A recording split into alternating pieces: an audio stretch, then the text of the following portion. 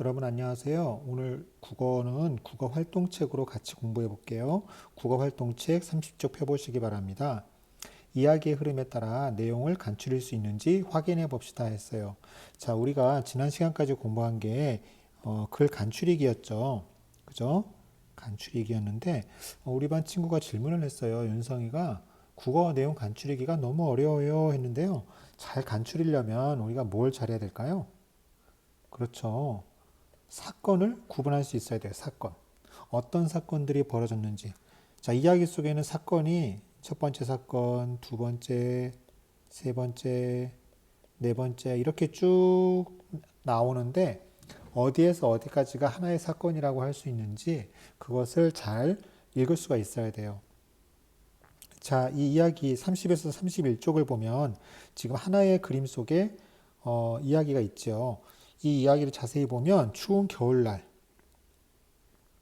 아가씨가 소년에게 꽃신을 벗어 주었다는 것이 가장 중요한 내용이 되겠죠.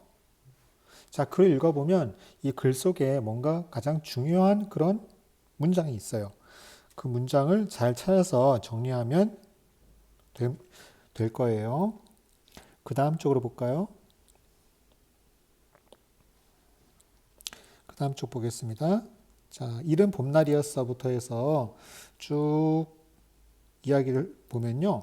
요 이야기는 어떤 내용이냐면은 디디미가 갓바치 할아버지를 찾아가 신발 만드는 방법을 배웠다는 것이 중요하죠. 그죠?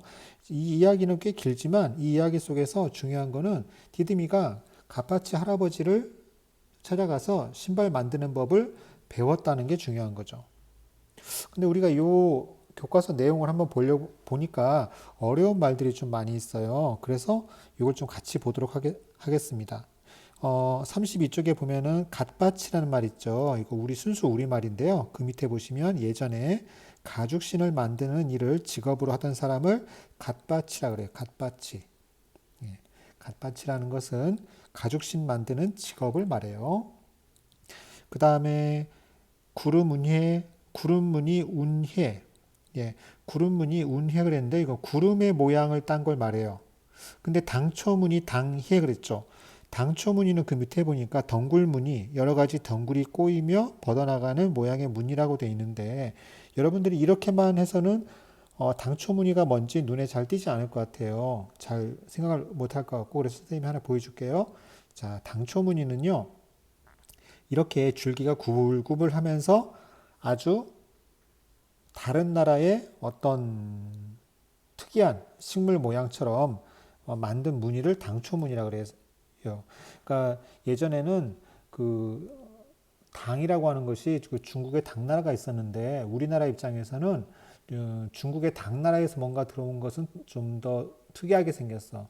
아니면 뭔가 우리가 갖고 있는 거랑은 좀 다르게 생겼어 해갖고 그 당이라는 글자가 들어가면 뭔가 외국에서 들어온 뭔가 신기한 그런 뜻이 있어요. 그래서 당초무늬는 당나라에서 들어온 것처럼 뭔가 신기한 그런 무늬다 하는 것이죠. 여기 보시면은 식물이 구불구불구불하고 이 끝에 나뭇잎도 이렇게 꼬불꼬불해져 있는 모습을 볼 수가 있죠. 어떤 덩굴 식물 같은데 줄기와 잎이 매우 구불구불해 있는 이런 모습을 볼 수가 있어요. 이런 모습을 신발에 새겼다는 것이죠. 그래서 당초무늬 당해, 당초무늬가 들어간 것은 당해라고 하고요. 그 다음에 꽃무늬를 수놓아 수해, 예, 꽃무늬를 수놓은 것은 수해, 예, 수를 놓아서 만든 신발을 수해라고 했어요. 그래서 그런 여러 가지 신발 만들었다고 하는 거고요. 또 다음에 노인들이 신기 편한 발막신이랑 남자들이 신는 태사해도 만들었어요. 오, 말이 어렵네요. 태사해 밑에 볼까요? 남자들이 신는 마른 신으로 비단이나 가죽으로 만들고 뒤축 부분에 흰 줄무늬를 새겼다고 하고 있어요. 자, 태사해도 어떻게 생겼나 한번 같이 보도록 하겠습니다. 자, 여기 있는 그림처럼 이렇게 생겼어요. 거의 무슨 종이 비슷한 걸로 만들었는데 이렇게 두꺼운 종이 같은 걸로 만들고 그 다음에 이렇게 안쪽에다 대고요. 그 다음에 굵은 실 같은 걸로 이렇게 꼬매어서 낮은 신발 이렇게 만들었는데요. 이것은 예전에 양반들이나 신었던 그런 아주 비싼 신이에요. 태사해라고 하는 것은 우리나라 전통의 신발인데 여기에 무늬를 어떻게 넣느냐에 따라서 이렇게 멋진 신발들이 있죠. 요즘도 이렇게 멋진 신발이 있으면 좋겠네요. 네, 보겠습니다.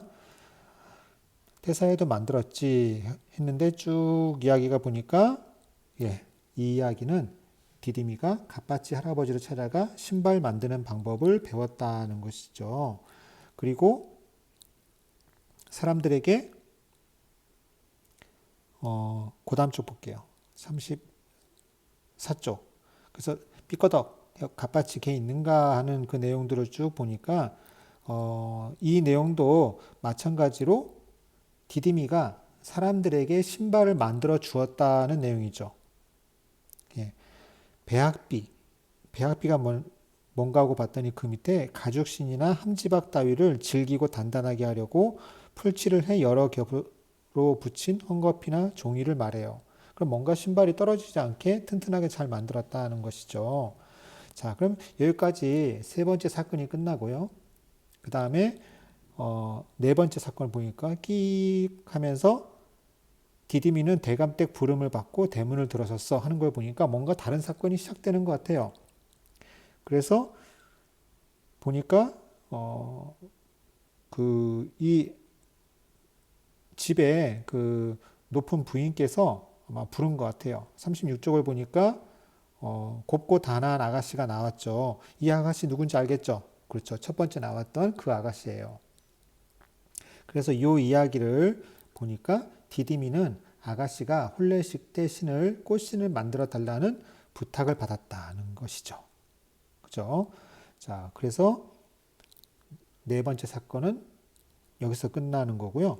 그 다음 37쪽에 보면 디디미는 흠이 없는 매끄러운 가죽천과 단단한 통가죽을 구했어 라고 돼 있죠. 쭉 이야기가 있는데 울타리라고 하는 것은 여기 신발의 가장자리 둘레를 울타리라 그랬어요. 이것을 한 땀 한 땀 정성스럽게 꿰맸다고 되어 있고요. 아까 여기 태사에도 보면 바느질 자국 있죠. 이렇게 한 땀 한 땀 정성스럽게 만들었다는 것이죠. 그 다음에 콧날이 오뚝석에 좌우를 맞춘 뒤 방망이로 두드려 신 모양을 잡았지. 그리고 오른쪽 신발 안에 티나지 않게 굽을 만들어 넣었어. 이것은 아가씨의 그 발 모양을 생각해서 특별히 만들어 준 거죠. 자, 그 다음 쪽 보겠습니다. 38쪽에 보니까 혼례식을 이틀 앞둔 날부터 쭉 한번 읽어보니까 이 내용은 디디미가 아가씨에게 꽃신을 만들어 주었다는 이야기겠죠. 자, 그래서 우리가 이 이야기를 5개로 한번 나눠봤어요. 5개로 나눠보니까 자, 꽃신에서 일어난 일을 간추려 봅시다 했습니다. 한번 간추려서 같이 정리를 해볼게요. 자, 첫 번째 건 여러분들이 그 뚜껑을 열어보면 답이 있을 거예요. 추운 겨울날 아가씨가 디디미에게 꽃신을 벗어 주었다라고 써 있죠. 그 다음에 두 번째 거는 뭐라고 쓰면 좋을 거냐면 디디미가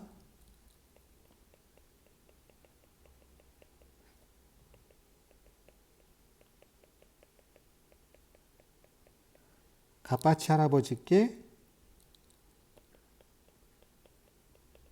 찾아가서 뭘 했어요? 그렇죠. 신발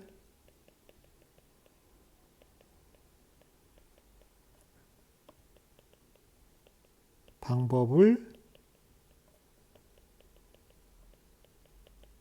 배움이라고 할 수 있겠죠. 디디미가 갓바치 할아버지에게 찾아가서 신발 만드는 방법을 배움 그랬어요. 그리고 디디미가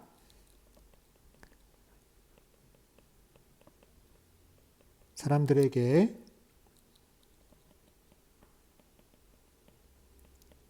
신발을 만들어 주었죠. 자, 디디미가 갓바치 할아버지에 가서 신발 만드는 방법을 배운 게 두 번째 사건. 세 번째 사건은 사람들에게 신발을 만들어 줬죠. 그럼 사람들에게 신발을 만들어 주니까 많이 유명해졌겠죠. 그러니까 네 번째 사건이 벌어지죠. 네 번째. 디디미는 아가씨가 혼례식대 신을, 그렇죠? 혼례식대 신을, 꽃신을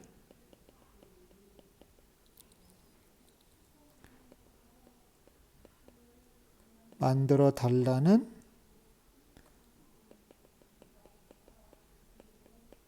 부탁을 받음 이라고 하면 좋겠죠. 디디미는 아가씨가 혼례식대 신을, 꽃신을 만들어 달라는 부탁을 받았다는 게 네 번째 사건이죠. 그렇게 해서 디디미는 어떻게 했을까요?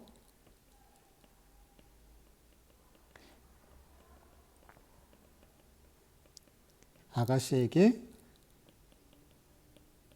꽃신을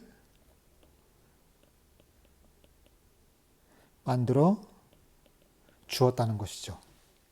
자, 이야기는 매우 길었지만 아주 간단하게 정리가 됐어요. 첫 번째, 추운 겨울날 아가씨가 디디미에게 꽃신을 벗어주었다. 디디미가 갓바치 할아버지께 찾아가 신발 만드는 방법을 배웠다. 디디미가 사람들에게 신발을 만들어 주었다. 디디미는 아가씨가 혼례식 대신을 꽃신을 만들어 달라는 부탁을 받았다. 그리고 디디미가 아가씨에게 꽃신을 만들어 주었다. 이렇게 일어난 일을 간추려 보면 이 이야기의 줄거리가 되겠죠. 그래서 우리가 이 간추리기를 잘 하려면 그 밑에 있는 것 보시면 일이 일어난 과정을 잘 떠올려 보고요. 이야기의 줄거리를 정리를 하면 우리가 공부를 잘 할 수 있을 것 같아요. 자, 여러분도 집에 있는 동화책이나 다른 책을 한번 읽어보고 그것을 중요한 일 중심으로, 일의 흐름을 중심으로, 일이 일어난 과정을 중심으로 한번 정리해 보시면 좋을 것 같아요. 자, 오늘 국어 공부 다 같이 잘했습니다. 이렇게 마칠게요.